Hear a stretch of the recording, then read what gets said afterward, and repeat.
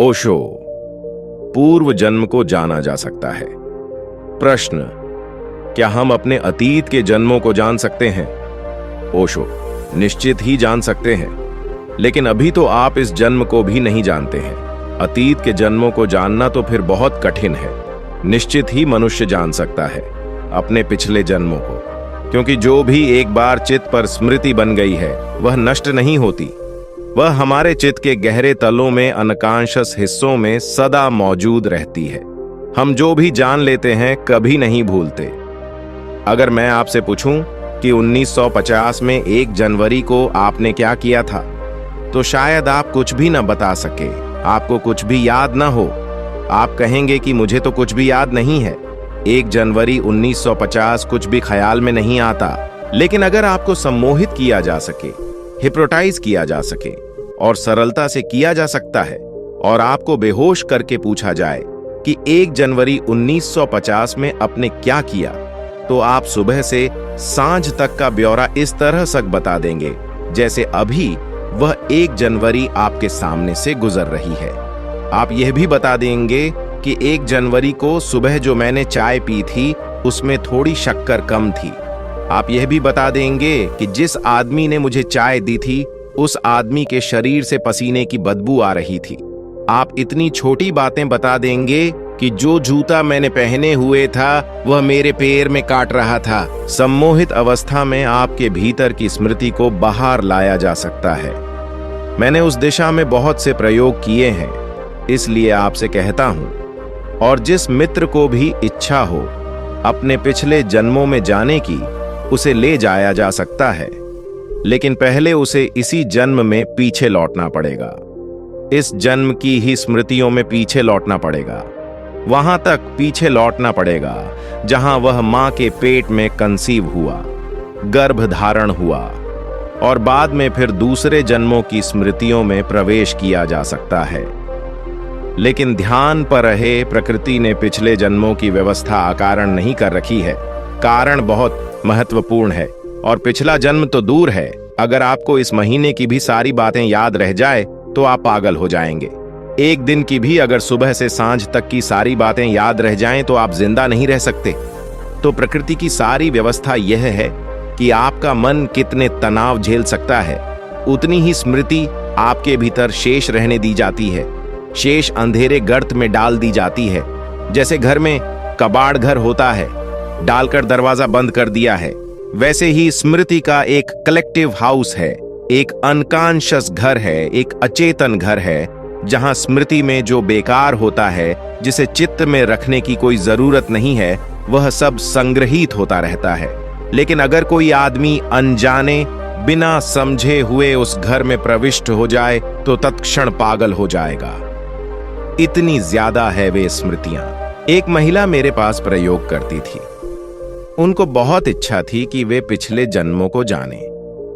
मैंने उन्हें कहा कि यह हो सकता है, लेकिन आगे की जिम्मेवारी समझ लेनी चाहिए, क्योंकि हो सकता है पिछले जन्म को जानने से आप बहुत चिंतित हो जाएं और अधिक परेशान हो जाएं। उन्होंने कहा कि नहीं, मैं क्यों परेशान होऊंगी, पिछला जन्म तो हो चुका है, अब क्या फिक्र की बात। उन्होंने प्रयोग शुरू किया।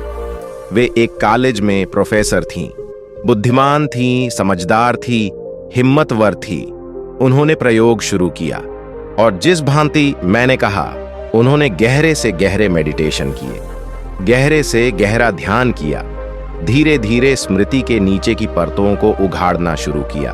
और एक दिन, जिस दिन पहली बार उन्हें पिछले जन्म में प्रवेश मिला, वे भागती हुई मेरे पास आई। उसके हाथ पैर कांप रहे थे, आंख से आंसू बह रहे थे। वे एकदम छाती पीट कर रोने लगी और कहने लगी कि मैं भूलना चाहती हूं उस बात को जो मुझे याद आ रही है। मैं पिछले में अब आगे नहीं जाना चाहती।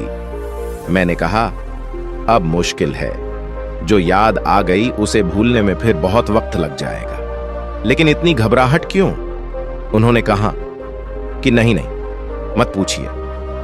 मैं तो सोचती थी कि मैं बहुत पवित्र हूं, बहुत सच्चरित्र हूं, लेकिन पिछले जन्म में एक मंदिर में वेश्या थी, दक्षिण के।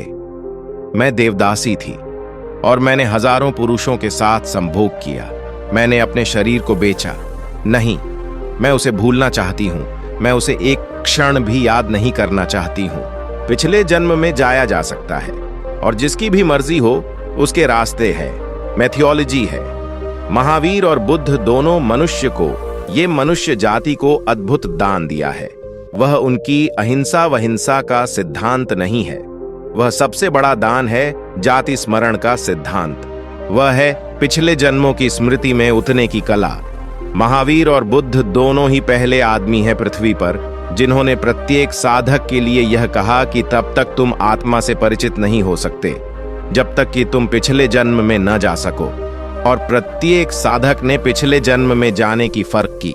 और एक बार कोई आदमी अपने पिछले जन्मों की स्मृतियों में जाने की हिम्मत जुटा ले, वह दूसरा आदमी हो जाएगा, क्योंकि उसे पता चलेगा कि जिन बातों को मैं हजारों बार कर चुकी हूं उन्हीं बातों को बार बार कर रहा हूं।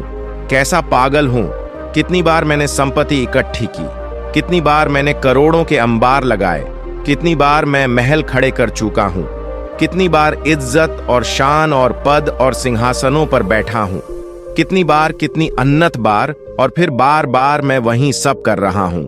और हर बार यह यात्रा असफल होती है। तत्क्षण उसके पदों का मोह भंग हो जाएगा। वह आदमी जानेगा मैंने हजारों हजार बार कितनी स्त्रियों को भोगा है। स्त्री जानेगी कि मैंने हजारों पुरुषों को भोगा है और कहीं किसी पुरुष से तृप्ति नहीं मिली और न किसी स्त्री से ही तृप्ति मिली। और अब भी मैं ये सोच रहा हूं कि इस स्त्री को भोगूं, उस स्त्री को भोगूं। यह सब करोड़ों बार दोहराया जा चुका है, जो एक थका देने वाली अंतहीन यात्रा है। एक बार स्मरण आ जाए इसका तो फिर यह दोबारा नहीं हो सकता, क्योंकि इतनी बार जब हम कर चुके हों और कोई फल न पाया हो तो फिर आगे उसे दोहराए जाने का कोई उपाय नहीं है, कोई अर्थ नहीं है। बुद्ध और महावीर दोनों ने जाति स्मरण के गहरे प्रयोग किए, स्मृति के, अतीत जन्मों की स्मृति के। और जो साधक एक बार उस स्मृति से गुजर गया वह आदमी दूसरा हो गया, ट्रांसफॉर्म हो गया, बदल गया। ओशो मैं मृत्यु सिखाता हूं, नमो बुद्ध है। तो दोस्तों, वीडियो कैसी लगी कमेंट के माध्यम से हमें बताएं। अगर वीडियो अच्छी लगी हो तो लाइक करें, शेयर करें और चैनल को सब्सक्राइब करें। आपका कीमती समय देने के लिए शुक्रिया।